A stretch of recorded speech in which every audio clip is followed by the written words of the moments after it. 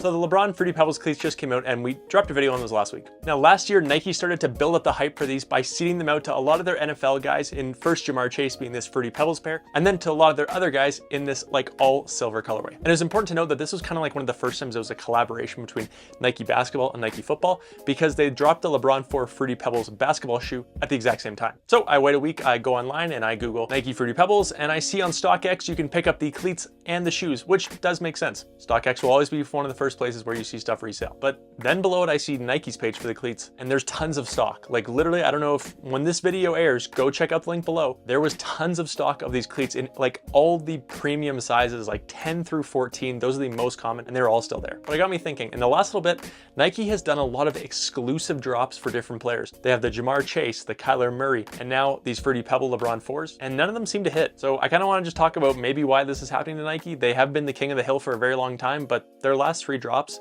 have kind of fallen flat in the eyes of the consumer as far as purchasing.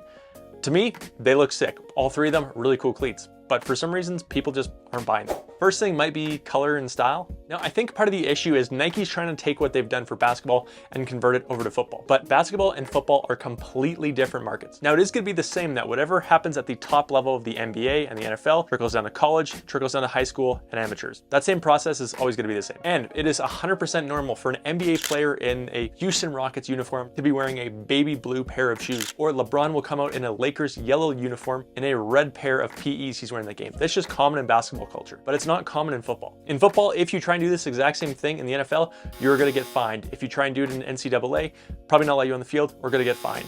Same thing at the lower levels of football. When you're wearing colors that don't match uniforms, coaches just aren't down for it. You gotta match with your uniforms. And this is one thing that all of these Nike exclusive drops have in common, is that the colorways are just not common team colors. Take these Nike Vapor Edge Elites here. They're a super cool, very limited edition colorway, but I don't think any high school coach would let you wear these. Or even look at the Jamar Chase like I talked about earlier. Yes, people were a little confused by these because it was Jamar Chase, but the cleat was red, and he's only known for playing for LSU and Cincinnati, neither of which had red, but there was the purple from LSU, and it had the bangle pattern way that you have in LSU and Cincinnati. As a cleat, it kind of just didn't make sense, but beside that, even if you had a team and you didn't know who Jamar Chase was, there's not many teams out there that share a purple and red colorway. Again, with the colors, it's gonna be very hard to make any of these custom colored PEs work on the field, but the Fruity Pebbles were mainly white, so maybe you can get away with it. Same with the K1s, and maybe Nike doesn't even care about money with these. Maybe this is just a branding thing, and so maybe that's not the reason. Number 2 might be position. As we know in football, position dictates volume. If you look at a time, there's potentially 33 guys that you need to like field a roster.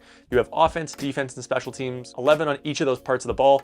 Yes, it would be 12 if you're in Canada like me, but my audience is American, so they will get mad at me if I say 36. Anyways, the point I'm trying to make is across those 33 people, there's kind of 3 different cleats. We have our lineman cleats, which are going to be high cut, really high ankle support. We have our big skill, which is going to be like linebacker, tight end, those positions that want a little more ankle support, but also want closer to a skill position cleat. And then you have your skill position cleats, which are low cut and most commonly worn on the field. Now, if you make a cleat for the skill position guys, realistically between special teams, offense, and defense, we'll call it like 20 of the 33 guys in the field would want a skill position. You'd have another, say 5 that are going to be in these, the big skill, which is like linebackers, running backs, tight ends, maybe quarterback. And then linemen, you could say make up the remaining 8. 5 offensive linemen, say 3 defensive linemen. Now what that means is if you make a limited edition cleat for someone that lives in this market and not this market, you could do 4 times the amount of volume as you could this one, just based on guys in the field that want to wear it. And that's not a bad thing. Nike should make limited edition things for the linemen and the big skill guys like these. And there are a lot of people that genuinely like this stuff. Check out the Travis Kelce's that they did in the elite colorway here. And of course, the LeBron 4s are built off the big skill platform. So you know they're making stuff for it. But that just means there's less guys that can wear them. So maybe they're just not moving as fast as if LeBron 4s would have been made for a skill position. Honestly, the biggest complaint about the LeBron 4s I heard was that people wanted them to have the vapor traction plate like Jamar Chase got versus the X-frame plate that you actually got on them. But I don't know, if people wanted them, they'd pick them up. Next one, I don't know if I can even say on YouTube, coronavirus. Now, one of the big things is frankly, over the course of the pandemic, I kind of got used to the scarcity level of football cleats that was out there. Anytime a cleat came back in stock, they were almost immediately sold out, and you kind of get used to that pattern. You see these Panda Dunks came out during COVID,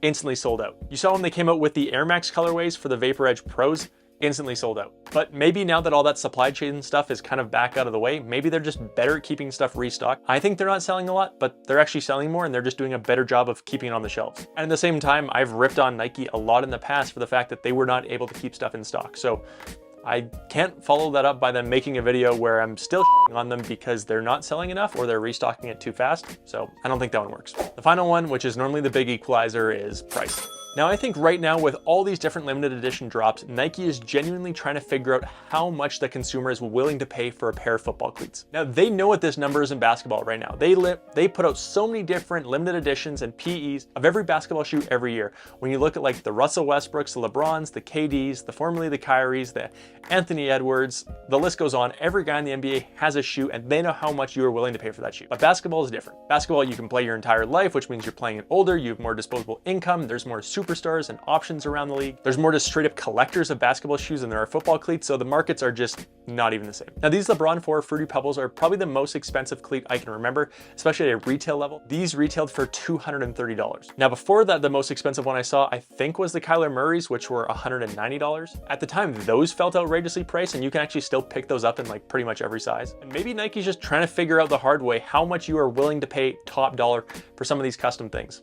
Like, I would argue that the LeBron 4 Fruity Pebbles have more value than the K1s, so it makes sense that they cost more, but also the K1s didn't sell at that price point, so I don't know why they priced LeBrons more. I'm not quite sure. Now, the reason this one sucks is if Nike realizes they have to make it cheaper, they're only left with a couple options. One of them is less quality, making the materials on them just not as good, making the cost of goods cheaper somehow, and Nike probably won't do that. So maybe if they can't get the quality or the return on investment they want with the quality they expect, maybe they just stop making them, which is also.